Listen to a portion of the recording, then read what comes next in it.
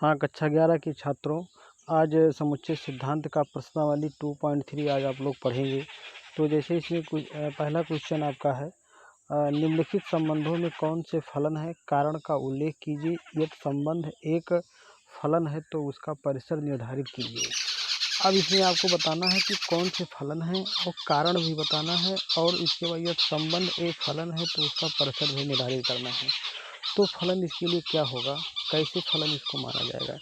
जैसे आपका ये पूरा जो समुच्चय दिया गया है, ये आपका संबंध दिया गया है, तो इसमें जो संबंध दिया गया है, अब इसमें पुनरावृत्ति ना हो।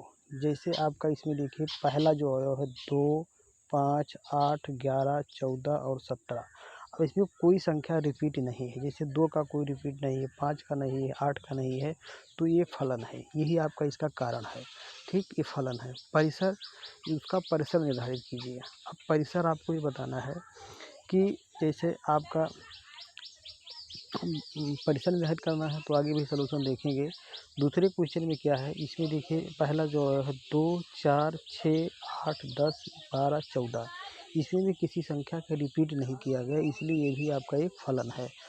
तीसरे क्वेश्चन में आपका है एक यहाँ पर है, एक यहाँ मिल गया है, तो यहाँ देखिए पहले वाले में, पहले इमेज में एक है, दूसरी इमेज में भी एक है, तो एक का पुनरावृत्ति हो रहा है पहले ही फर्स्ट एलिमेंट में। तो ये आपका ये क्या है, एक संबंध नहीं है। तो इसका सलूशन आप आगे देख सकते हैं। सलूशन इसका ये देखिए आपका है, आपका 2, 8, 2, 1, 5, 1, 2, 1, 5, 1, 8, 1, 11, 1, 14, 1 और 17, 1, ये आपका दिया गया है। तो इसमें डोमेन, यहाँ डोमेन प्रांत का जो अवयव है, यानी प्रांत जो फर्स्ट एलिमेंट होगा वो आपका डोमेन कहलाएगा। 2, 5, 8, 11, 14, 17 ये एलिमेंट है जो किसी भी अंक की पुनरावृत्ति प्रांत में नहीं हो रही है, जो कि संबंध में अद्वितीय है। अद्वितीय का मतलब ये होता है कि इसका कोई तोड़ नहीं है, मतलब ये दोबारा नहीं मिल रहा है, इसका कोई रूप दूसरा नहीं ले रहा है, इसलिए यह संबंध क्या है, एक फलन है। अब इसका डोमेन क्या हो जाएगा, डोमेन आपका हो जाएगा 2, 5, 8, 11, 14, 17, ये आपका हो जाएगा डोमेन हो जाएगा, यानी जिसको कहते हैं प्रांत कहते हैं, रेंज यानी परिसर। अब परिसर में आपका देखिए क्या है, एक ही है, ये कि जो दूसरा एलिमेंट है इमेज का, जो दूसरा एलिमेंट एक यहाँ है, एक एक एक एक एक, तो रेंज आपका कितना हो जाएगा, एक हो जाएगा, यानी परिसर एक हो जाएगा।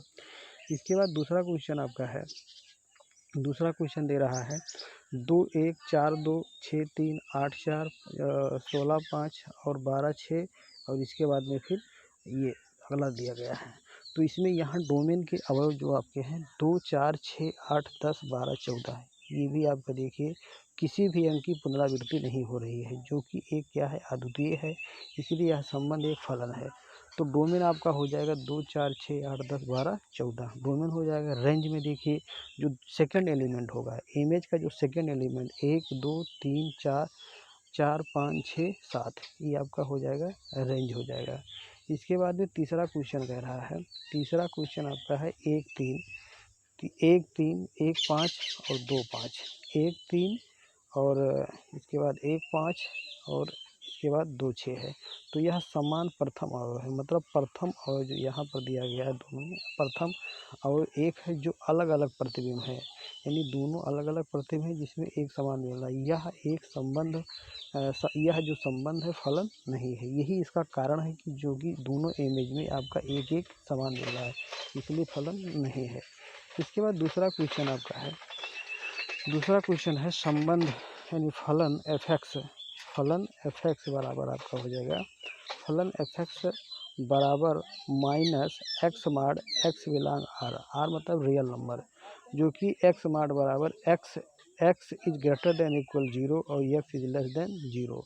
एफ एक्स बराबर माइनस एक्स बराबर minus x, x is greater than equal 0 और एक्स इज लेस देन 0, जो कि एफ एक्स क्या है, प्रभाषित है कि एक्स बिलोंग आर है, मतलब रियल नंबर है, रियल नंबर है, जो कि आर का डोमेन यानी आर का प्रांत आर होगा, यानी रियल नंबर होगा।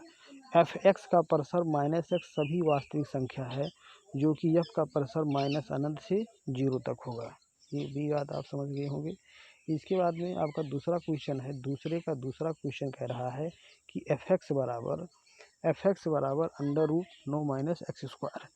तो यहाँ डोमेन ऑफ एफ एक्स यानी एफ एक्स का डोमेन यानी प्रांत क्या होगा, आप अगर निकालेंगे एक्स स्क्वायर बराबर 9 तो एक्स बराबर आपका हो जाएगा +-3 बन जाएगा। तो जो कि ये देखिए -3 और +3 ये आपका हो जाएगा डोमेन हो जाएगा। अब आपको बताना है कि 0 और 3 के बीच में एफ एक्स की वैल्यू होगा, इसलिए एफ एक्स का परसेंट कितना हो जाएगा 0 और 3 हो जाएगा। अगर एक्स का मान हम 0 रखेंगे तो 0 आएगा और 3 रखेंगे तब भी 0 आएगा। तो इसलिए आपका क्या होगा, ये 0 यानी एफ एक्स यानी परिसर जो आपका परिसर का मान होगा 0 और 3 होगा। इसके बाद में आपका तीसरा क्वेश्चन है गिवन दैट एफ एक्स बराबर 2x - 5।